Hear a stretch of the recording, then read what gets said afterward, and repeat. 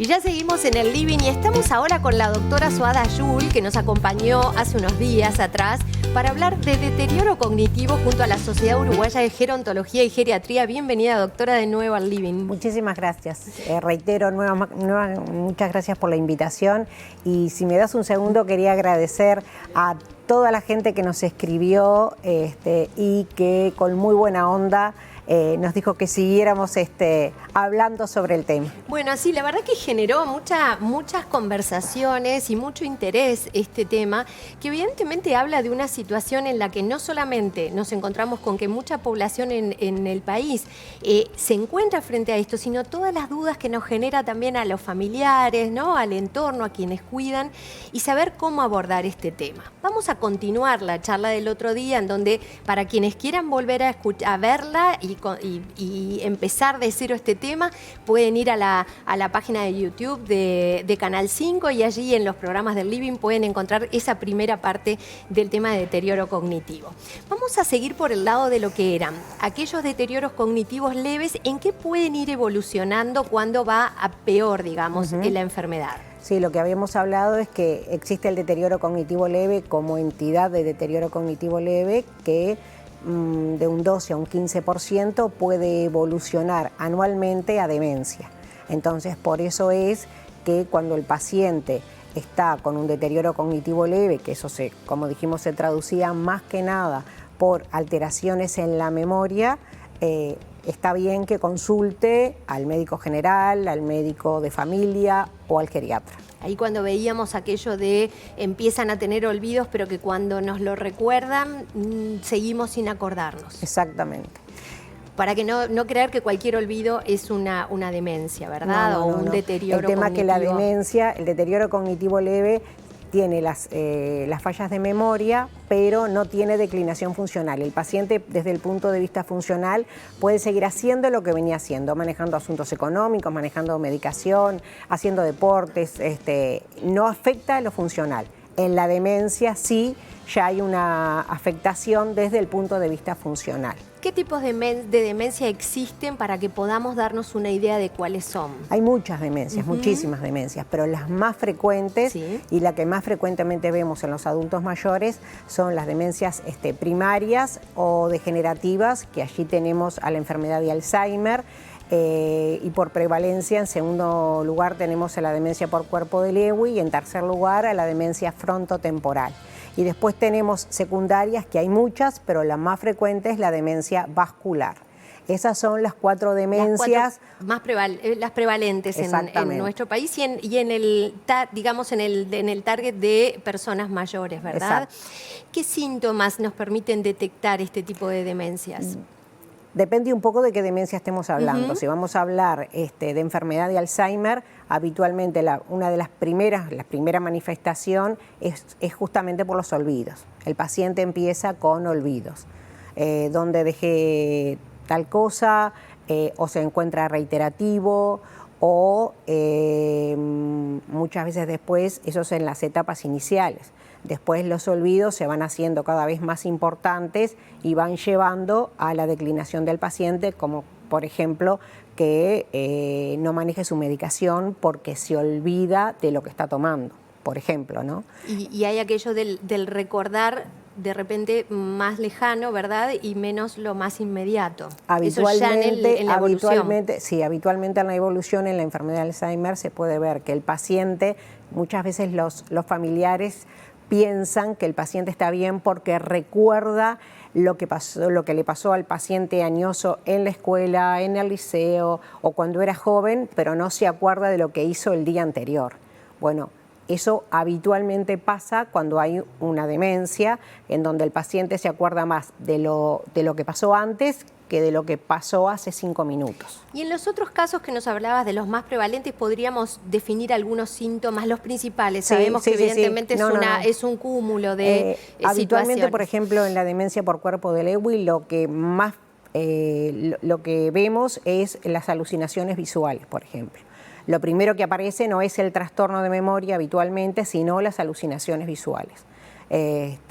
Y, por ejemplo, en la demencia frontotemporal lo que tenemos más que nada es las alteraciones de conducta. Entonces el paciente puede presentarse con una apatía o puede presentarse con una hiperactividad y ya ahí no hay habitualmente en las primeras fases vemos esto y no el trastorno de memoria. Y no el trastorno de memoria. Vamos un poquito más a ahondar en esto de las alteraciones de conducta en la demencia.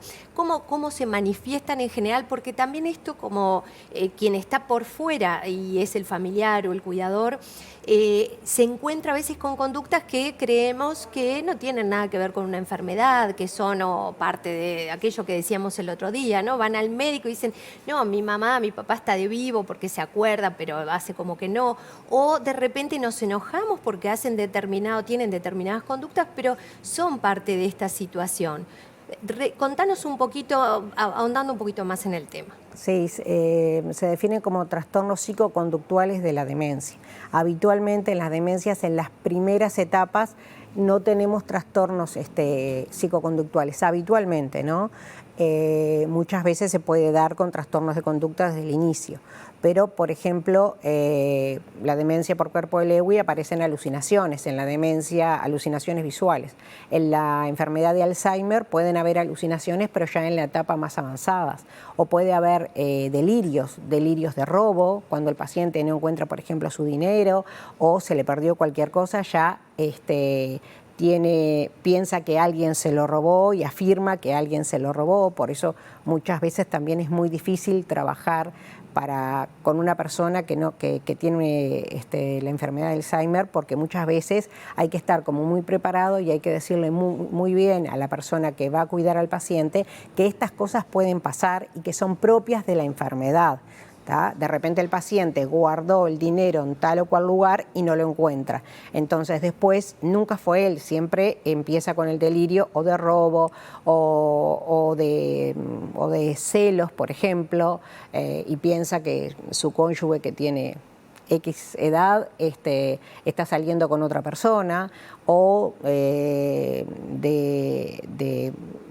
varios, pero en general esos son los más frecuentes. Por eso es tan difícil compartir la vida o cuidar a una persona que está viviendo este tipo de enfermedad. ¿Cuál sería ese cuidado del cuidador, sea un familiar o sea un cuidador contratado, que tú nos podrías recomendar para que nos cuidemos y podamos atender adecuadamente también a la persona con demencia?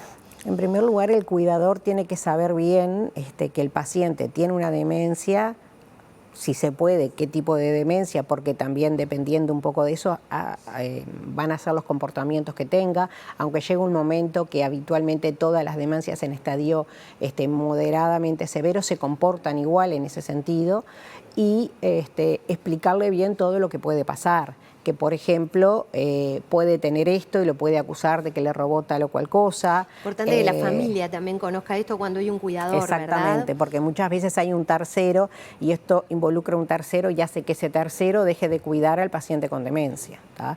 O de repente, habitualmente se da más en los hombres, empiezan con pueden decirle algo a las cuidadoras, pero que no lo hacen no lo hacen con intención, propiamente es de su enfermedad. Exacto. Eso es bien importante. ¿Quién informa de todo esto a la familia, al cuidador, y hasta dónde la persona que está viviendo esta enfermedad es consciente de esta situación? Muchas veces hay que tomarse el tiempo para informarlo. Más que nada, en estas etapas, a la familia. ¿El médico? Sí, el médico. El médico, habitualmente creo que el que está, el que damos el soporte, ya sea al paciente o a la familia en este sentido, es el médico geriatra. Y explicarle las cosas que pueden pasar, porque más tarde o más temprano van a pasar, y el familiar o la persona el cuidador, si no es el familiar, tiene que saber cómo afrontar esta situación. Y te hago una pregunta, y casi que es una curiosidad personal, o curiosidad o inquietud, ¿verdad? Es cómo tratar a la persona que tiene alguna de estas enfermedades, porque a veces infantilizamos a la persona, ¿verdad? O le negamos, por ejemplo, que no somos quien ellos dicen que somos, porque ellos nos están confundiendo con otra persona. insisto, sé que es muy difícil dar recetas mágicas y de 2 minutos, pero para que un poquito tengamos alguna de las herramientas que nos ayuden a también cómo tratar humanamente a la persona que vive demencia. En realidad nunca es bueno la confrontación, ¿no? Porque si él te está confundiendo, piensa que sos su mamá y bueno, habitualmente se sigue la conversación como si fuera su mamá y no por eso se ridiculiza al paciente.